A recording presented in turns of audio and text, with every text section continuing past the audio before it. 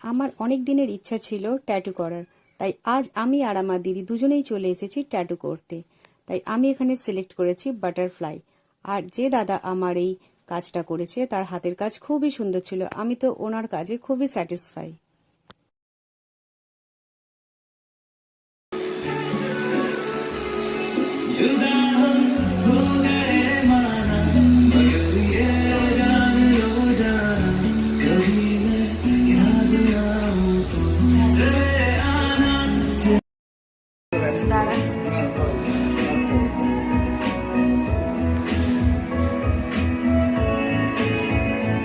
Finally আমার ink ডান। আর আমার এটা খুবই পছন্দ হয়েছে, কি কিউট দেখতে লাগছে। আপনাদের কেমন লাগলো অবশ্যই আমাকে জানাবেন, আমার তো খুবই ভালো লেগেছে।